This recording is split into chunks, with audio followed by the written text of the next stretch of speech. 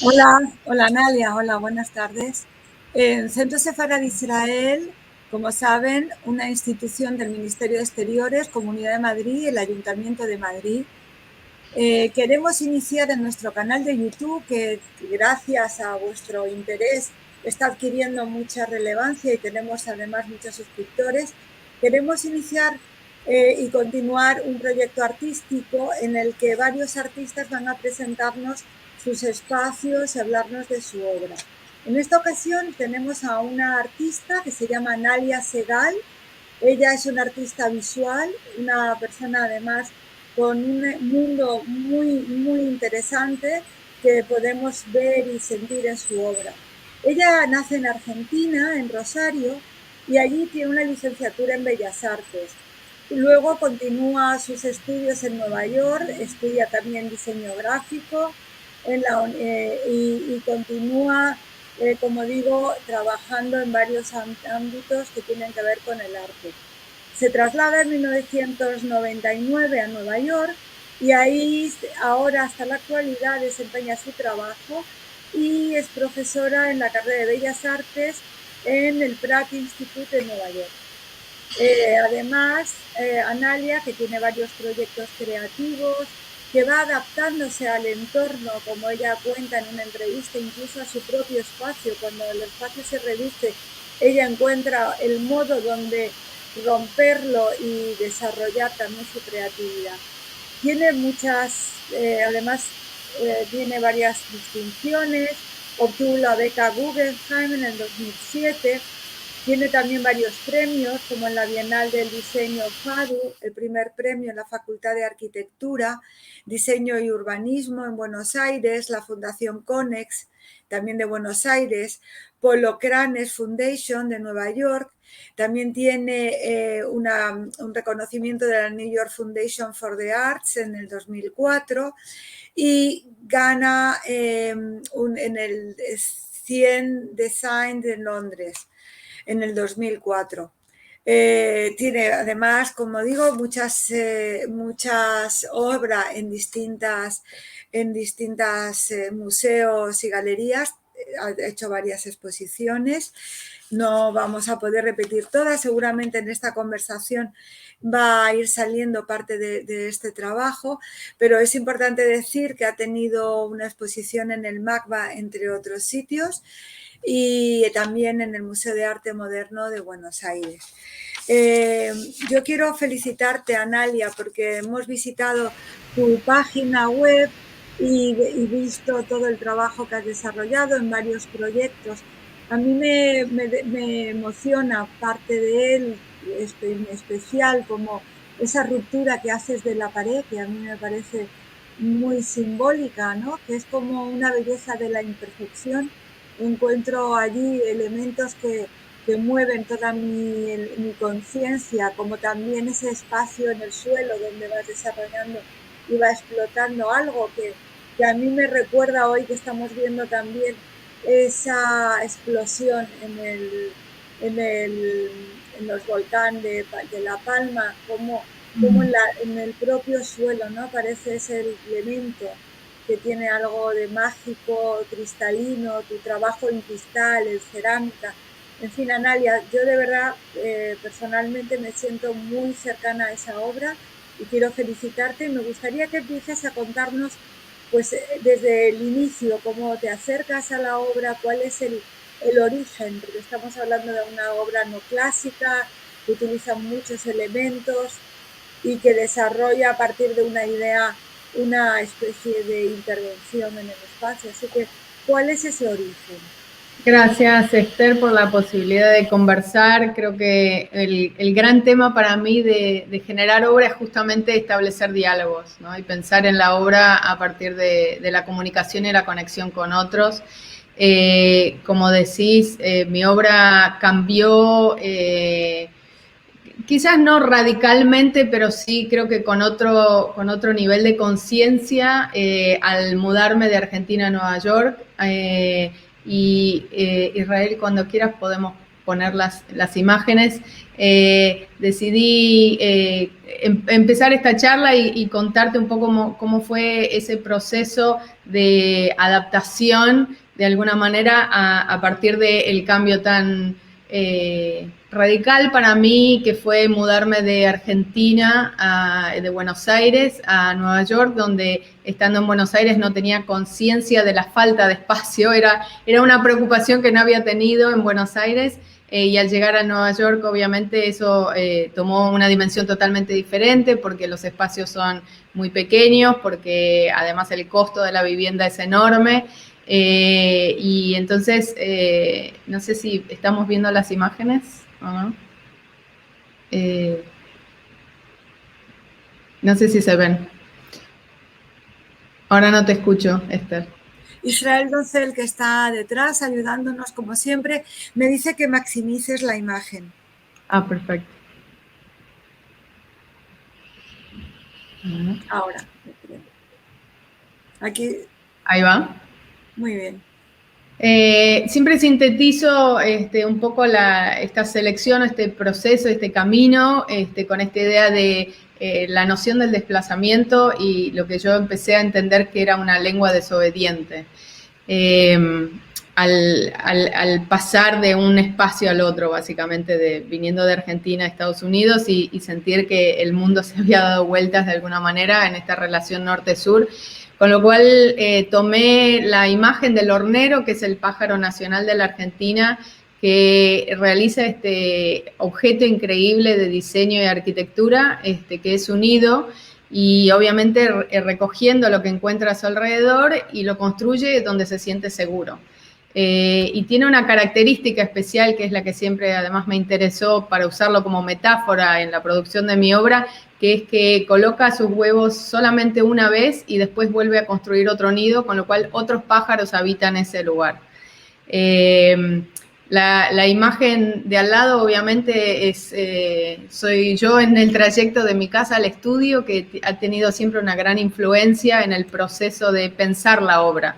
La forma en la que yo genero ideas, de alguna manera, creo que la sintetizo en esta relación entre lo que llamo áptico, poético, conceptual, ¿no? Esta relación entre el cuerpo, la posibilidad de la metáfora y la poesía, y las ideas. Con lo cual, como decía antes, el paso a Nueva York y vivir en Manhattan, sobre todo, limitó la relación con el espacio físico disponible para poder realizar obra, y empecé a trabajar directamente sobre las paredes, porque era el espacio que tenía disponible, y además porque de repente, por la forma de construcción en la ciudad, las paredes están construidas con paneles, en general en Nueva York, y empecé a escuchar a mis vecinos. Y además me mudé 10 veces en los primeros 10 años, con lo cual empecé a ver las marcas de todos estos cuerpos que habían pasado por estos espacios arquitectónicos, transformándolos. Y entonces me empezó a interesar esta idea de las marcas y de entender cómo el cuerpo iba transformando la arquitectura de alguna manera, y entendí este intercambio como un gesto amoroso, ¿no? Analia, precisamente estas formas en la pared a mí me resultan muy sugerentes. ¿Por qué no cuentas cómo están realizadas? O sea, parece que forman parte de la pared, sin embargo, no sé muy bien. Como no las tenemos, tampoco podemos tocarlas como la tienes ahí. Sí que me gustaría que nos contaras.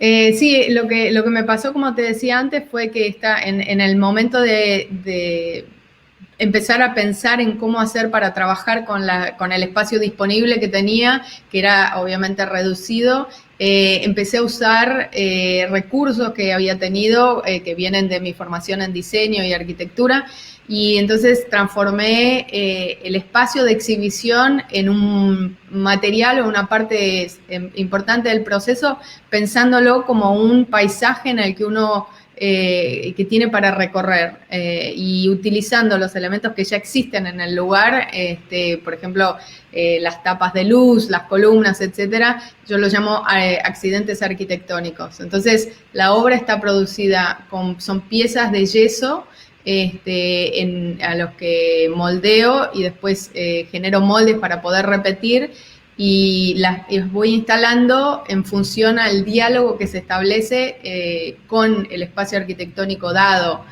por la sala de exhibición y tratando de entender cómo el cuerpo se mueve en ese espacio específico. Entonces hay momentos donde la obra desaparece, obviamente, porque además es blanca, con lo cual hay mucha gente que no la ve, y en el momento en el que la encuentran, el espacio toma una especie de autonomía, ¿no? Creo que trato de trabajar en ese espacio en el que creo es entre un sueño y una pesadilla, ¿no? Por eso también muchas veces repito la misma forma, porque creo que es la que genera esta posibilidad de pensar que hay algo que está pasando que va más allá del control que uno tiene. Siempre uso la imagen del iceberg para pensar en la obra también, ¿no? Con esto de que lo que uno ve en realidad es una parte muy pequeña de algo mucho mayor que existe más allá de la superficie. Creo que eso claramente viene de la experiencia de haber nacido y crecido en Argentina durante los años 70 bajo la dictadura militar, ¿no? Esta conciencia de que lo que se revela es solamente una parte de una realidad mucho mayor o mucho más compleja y que no necesariamente es clara a los ojos, ¿no? O que no claramente estamos viendo. Y de ahí surgen esta idea de las intervenciones directamente sobre las paredes, que pasaron a ser una especie de piel, ¿no? Para mí. Esta es la imagen que uso de Argentina, como decía, en los años 70, de las madres de Plaza de Mayo girando, caminando sistemáticamente alrededor del obelisco, y creo que de ahí viene también mi interés entre el cuerpo y la arquitectura. Y por mi formación, tanto en arte como en diseño, siempre miro el entorno de una manera diferente y trato de entender el espacio que me rodea a través del contacto físico. Entonces, por eso muestro estas imágenes donde ¿no? Pienso en todos los cuerpos y todas las manos que tocaron estas manijas de bronce que me empiezan a cambiar de color, los escalones en las escaleras de mármol que se empiezan a vencer, etcétera, etcétera. Y ese poder que tiene el cuerpo y el tacto de transformación, lo pienso casi como una herramienta escultórica, ¿no? Y el tema es este gesto sostenido a lo largo del tiempo y esta transformación que sucede también en la naturaleza, más allá de lo que uno ve. Entonces me interesa trabajar o pensar en ese espacio, en esto que es casi invisible a los ojos de alguna manera. Y por eso, usando esa misma idea o esos mismos conceptos, los fui trabajando y traduciendo a distintos materiales, como la cerámica. Esta es una serie que sigo trabajando con una fábrica en México, en Guadalajara, y que de vuelta, en vez de trabajarlo directamente sobre la pared, trabajé con este otro material que forma los espacios cotidianos, ¿no?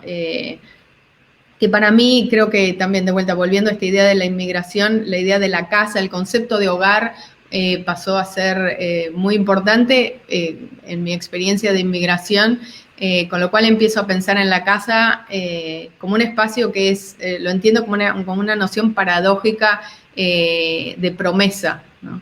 Y creo que esta idea de conciencia del otro, de lo incómodo, de lo que va más allá del control, de esta necesidad que tenemos permanente de tratar de entender y generar mecanismos como para poder entender y controlar, como azulejos, grillas, estantes, hasta la palabra, el vocabulario de alguna manera.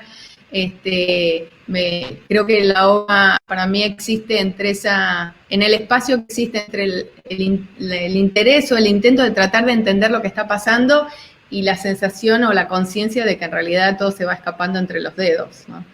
Y de ahí surge también esta idea de producir esta serie de azulejos como otro material que usamos, que pasa a ser casi invisible en la vida cotidiana y que en realidad yo los altero de una manera que pasan a ser testigos silenciosos, los llamo.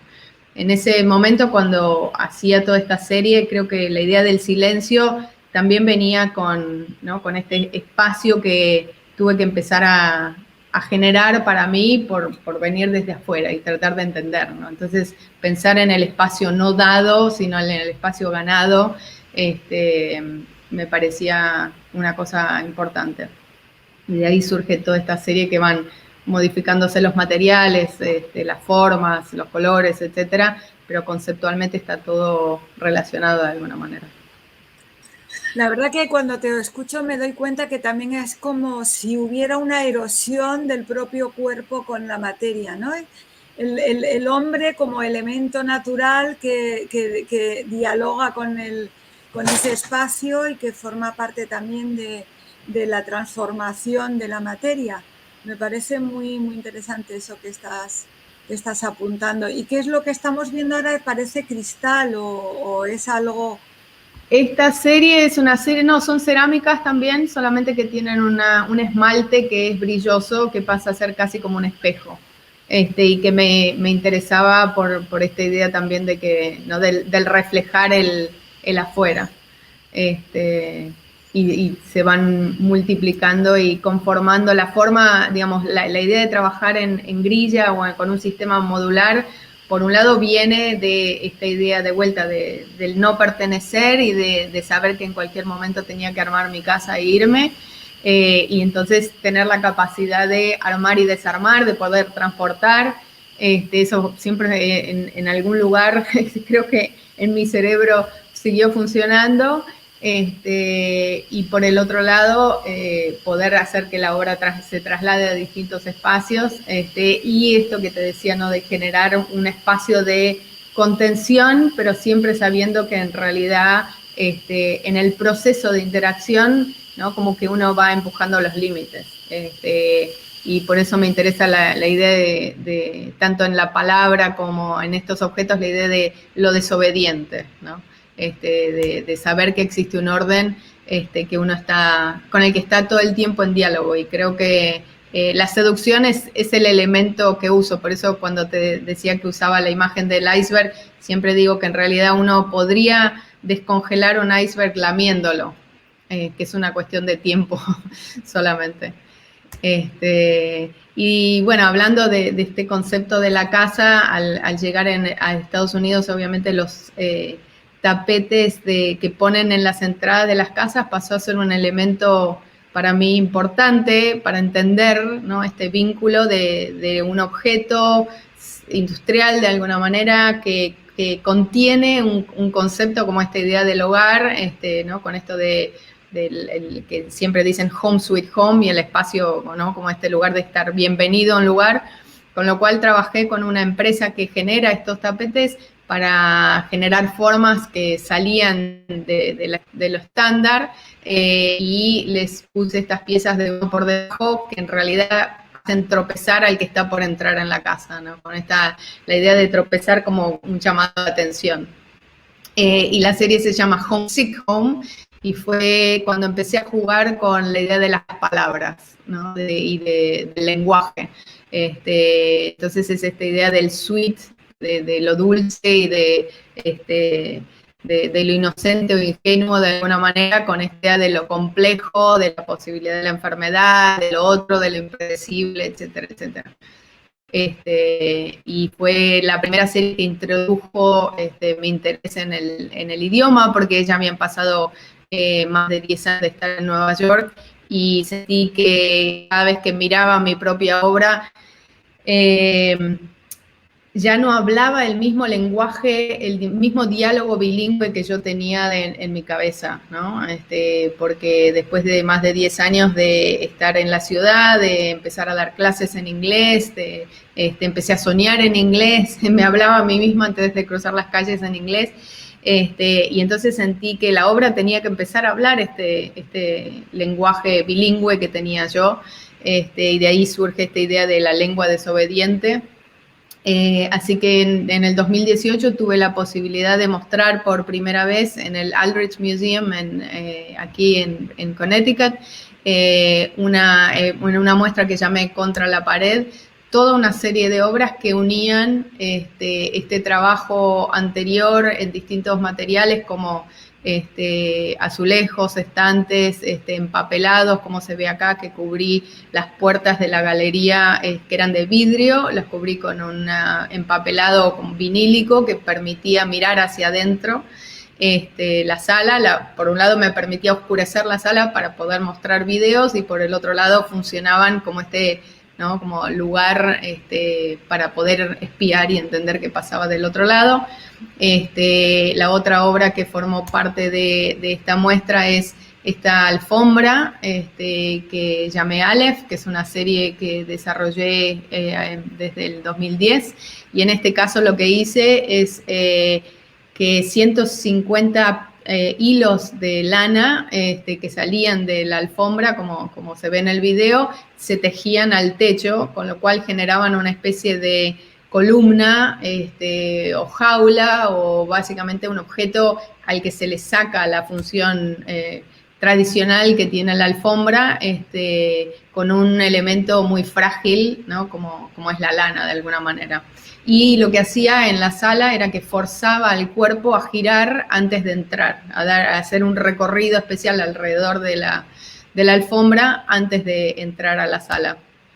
Esta fue la primera vez que pude mostrar una trilogía completa de videoanimaciones que llamé Inland, en el que usé libros de audio para aprender inglés y castellano, y a la vez fragmentos de los 3 cuentos infantiles icónicos, que son La Caperucita Roja, Los 3 cerditos y El patito feo.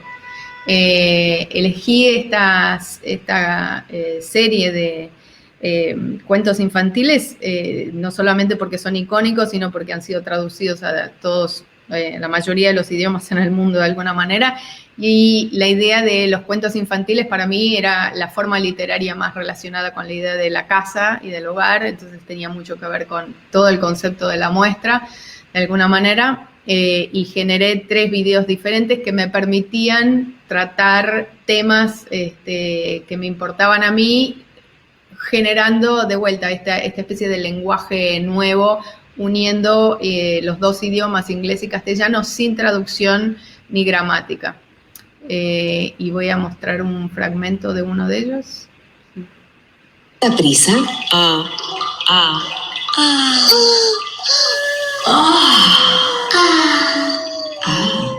Aquí. Ahí. No, not like that. Like this. Ahora. Ahora no. Oh no. Enough. Enough. It's never enough. Ten cuidado. This is not the right road. Tap, tap. Who's there? Me. Why me? Why me? Why are you doing this to me? No entiendo. No comprendo. No quiero olvidar. Let it go. Let it go. Just say no. Why you are so happy? Tap, tap. Who is there? What great arms you have. What great ears you have. What great eyes you have. What great teeth you have. What are you looking at? And what are you doing in my bed? ¿Cuándo vuelves por aquí? ¿Qué te muestra el espejo?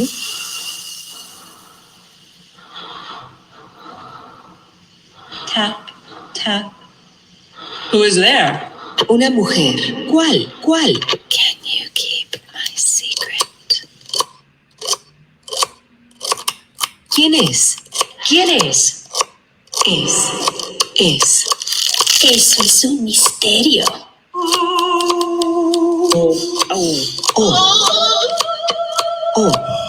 Oh, baby. Oh, baby. Baby or no baby?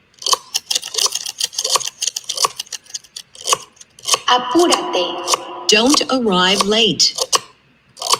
What do you need? What are you looking for? What are the things that really matter to you? Someone, something. What are my choices? Something, someplace.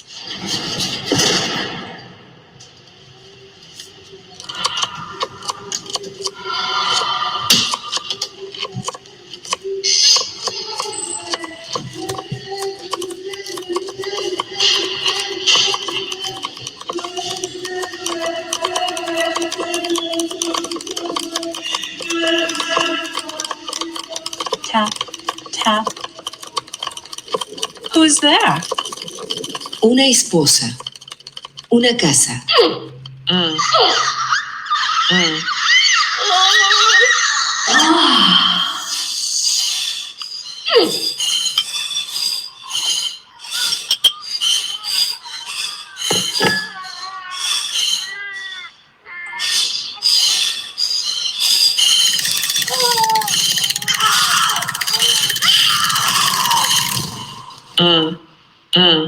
Aspire la alfombra.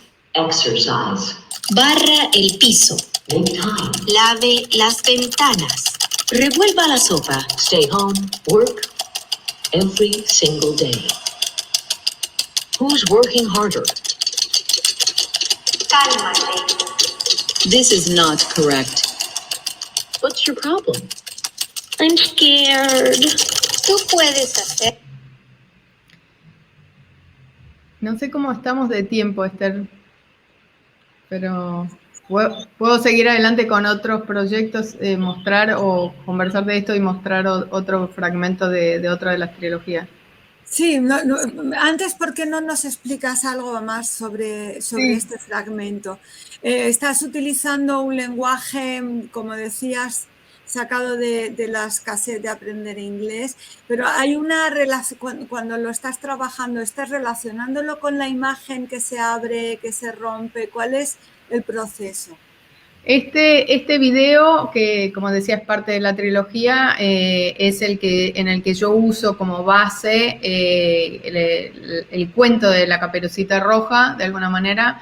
En general hago mucha investigación antes de generar estos proyectos sobre las distintas interpretaciones que existen, con lo cual en este caso la idea de la Caperucita Roja como un pasaje de una niña a una mujer en el video está invertida, es decir, que hacia el final del video se escucha la imagen de una niña, etcétera, con lo cual, digamos, lo pienso más casi como una historia no lineal, como una especie de transformación poética, en el sentido de que no hay una... no sigo la lógica del cuento de ninguna manera, sino que existe más en esta idea de las asociaciones que tenemos culturales que existen y los mandatos culturales en función a el género, a la idea de género, desde lo femenino, y la manera de hablar del tema para mí es generando esta especie de economía específica que existe entre las palabras que voy eligiendo de los libros de audio para aprender inglés y libros de audio para aprender español. Y la idea de usar estos libros de audio me interesaba porque además creo que culturalmente yo no tenía clara conciencia de los mandatos que existían en la idea de la instrucción, ¿no? Esto, digamos, en la educación del idioma hay una actitud como muy fuerte de comando, ¿no? De mandar para que el otro repita.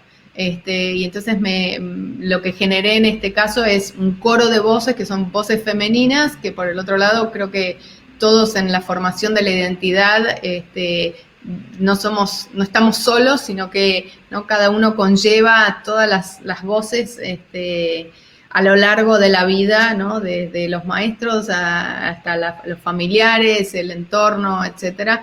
Y entonces cada uno de los videos está trabajado desde ese lugar, ¿no? Con esta que decía que surge a partir de un diálogo interno bilingüe que tenía yo en mi vida cotidiana de vivir entre dos idiomas todo el tiempo, sumado al entorno y a la realidad, y creo que el sonido me permitió explorar este otro mundo ¿no? de la parte como psicológica y de interpretación de estos espacios que bueno, que es como muy efectivo con el sonido y con la imagen en movimiento. Y lo que hice fue, como se ve en los videos, no hay cuerpo de alguna manera, pero los materiales están activados de una manera muy parecida, o animados, porque son videoanimaciones, de una manera muy parecida a como venía trabajando a los materiales tridimensionales anteriormente.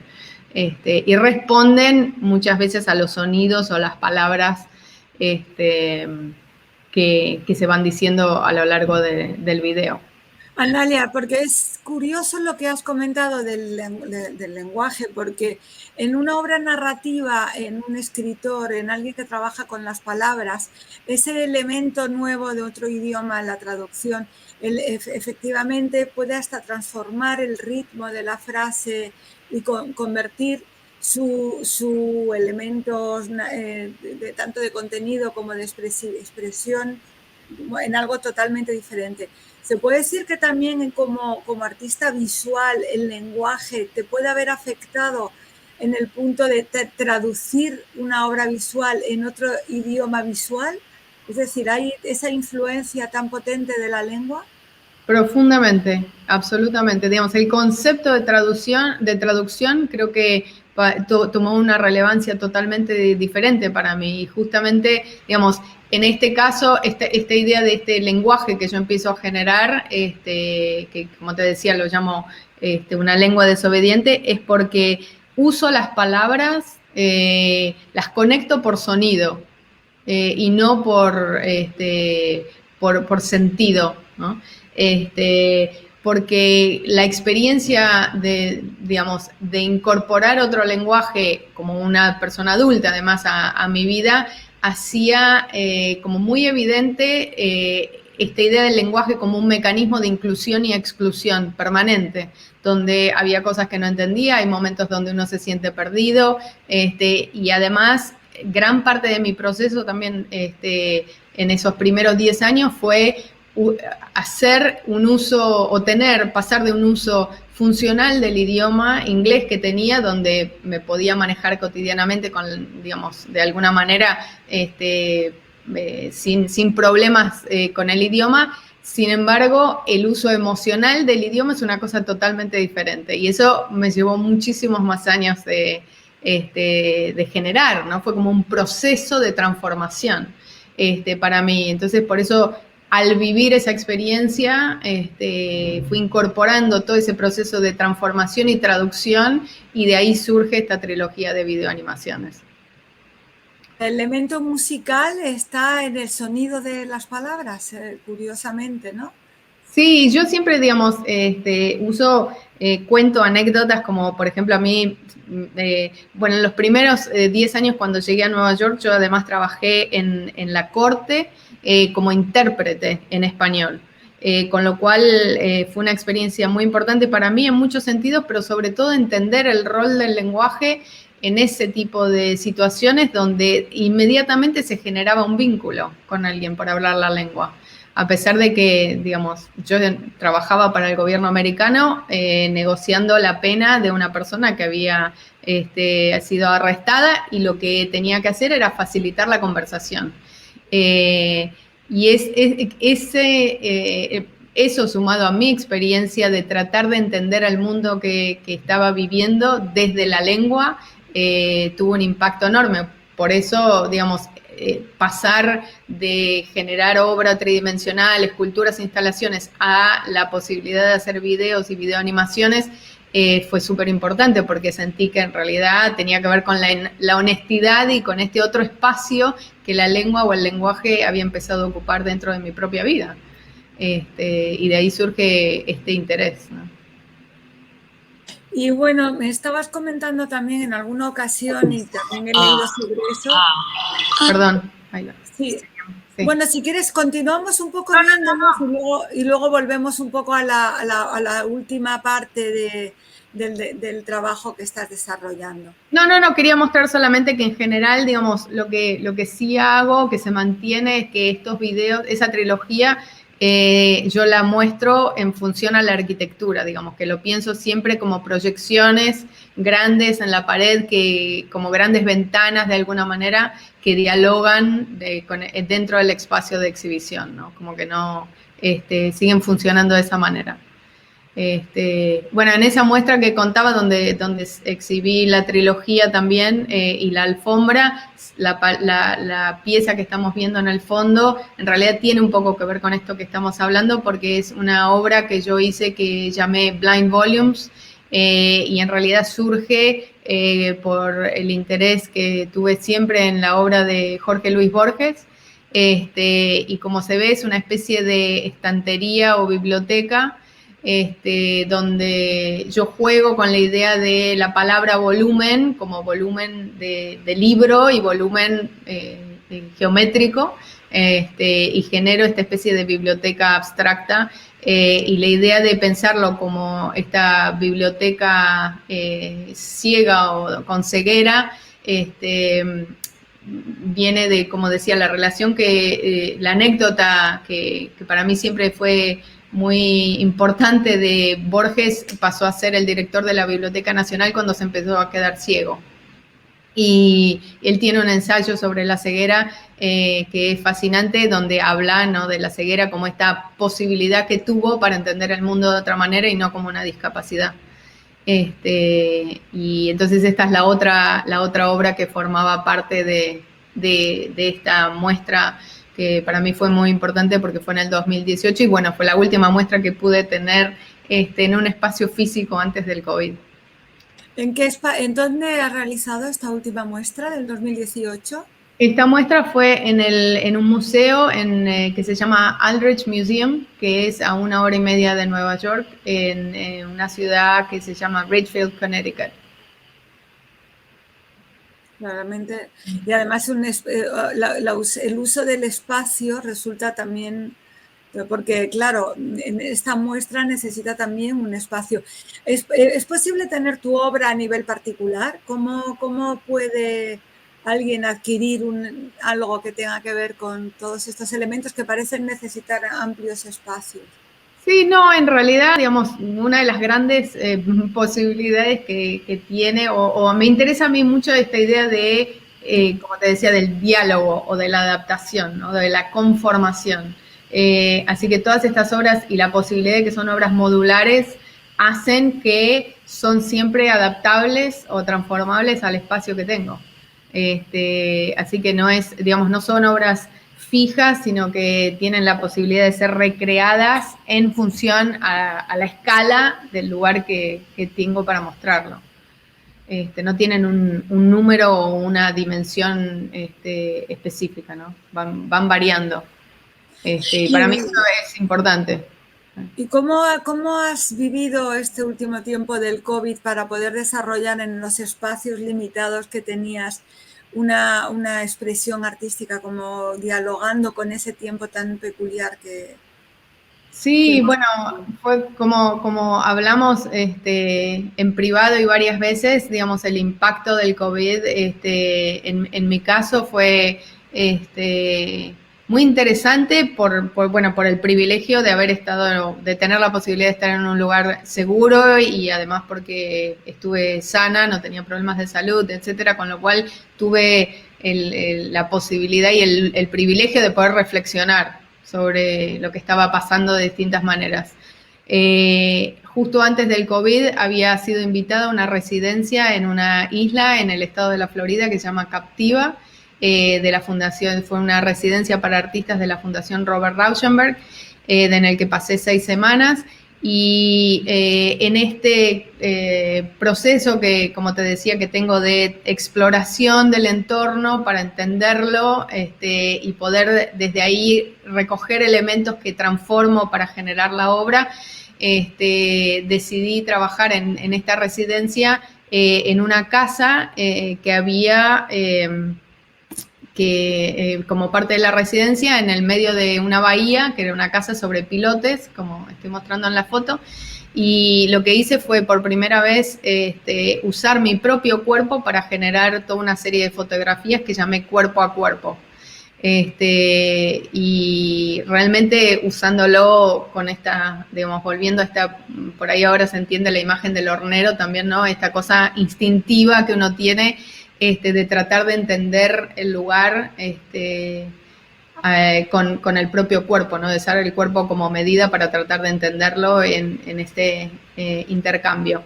Y durante el COVID empecé a pensar en esta serie que había hecho, y de ahí surge otra serie que lo llamé Inner Compass, que son básicamente utilizando estas fotografías, generé estos compases interiores, de alguna manera, que son una serie de videos en los que no tienen lenguaje, pero sí pienso en esta idea de la resincronización, ¿no? Creo que fue un tiempo y un espacio para tratar de resincronizarse con el mundo, ¿no? Con el mundo interior, personal, pero también con el mundo en general.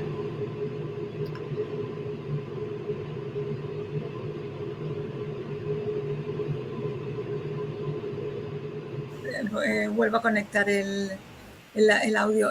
La idea de resincronización, ¿puedes profundizar más en ella? Me parece muy interesante. ¿Cómo has resincronizado tu obra con tu tiempo y con tu idioma? Sí, creo que...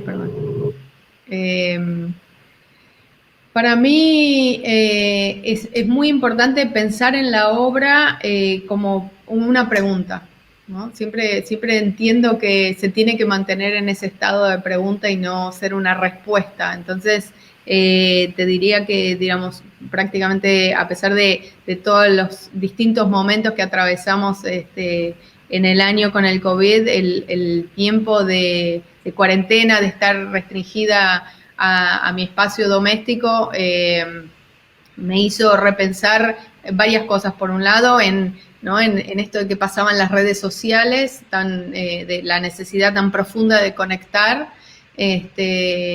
y lo que pasaba en la naturaleza, ¿no? Como que las redes sociales tomaron una dimensión mucho mayor porque bueno, era la manera de conectar con otro, pero en el fondo siempre las redes sociales son casi muy parecidas a este concepto paradójico que yo digo del tema del hogar. El hogar pasa a ser un lugar importante cuando uno lo deja.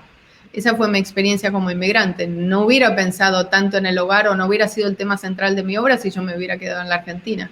Y creo que en este caso el hecho de haber estado restringida a estar dentro de mi casa también me hizo pensar en la conexión con la naturaleza y con el espacio, con el paisaje externo de una manera diferente, por haber tenido esta restricción de estar, ¿no?, dentro de mi casa durante cierta cantidad de tiempo. Y entonces, ¿no?, como que trato de repensar qué pasa en esos momentos. Y bueno, voy a mostrar acá otro de los videos de esta serie de Inner Compass, que, como decía, surge de la misma serie de fotos. No sé por qué no está funcionando. Bueno, no está funcionando este video. Ahí va.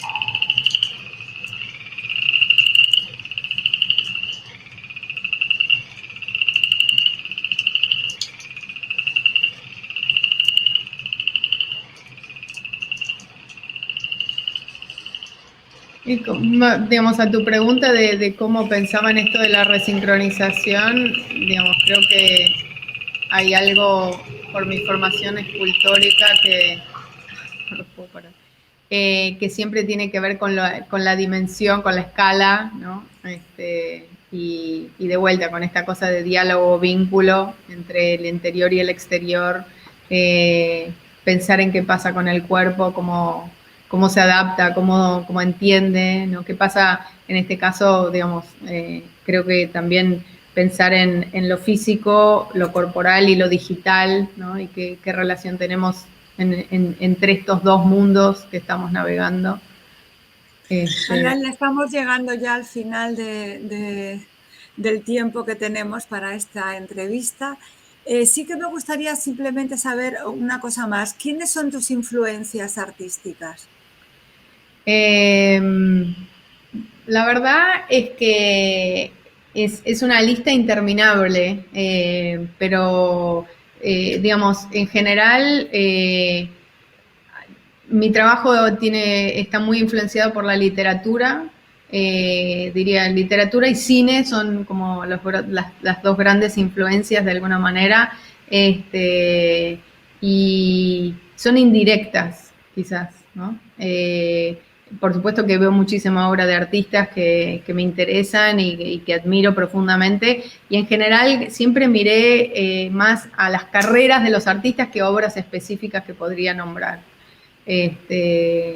Pero también creo que hay actividades y rituales dentro de mi vida que trato de incorporar, que influyen mucho en la manera de producir la obra o de entenderla, ¿no? Como para mantenerme en este espacio que te decía entre lo físico, táctil y conceptual, ¿no? Y ir de un lado al otro.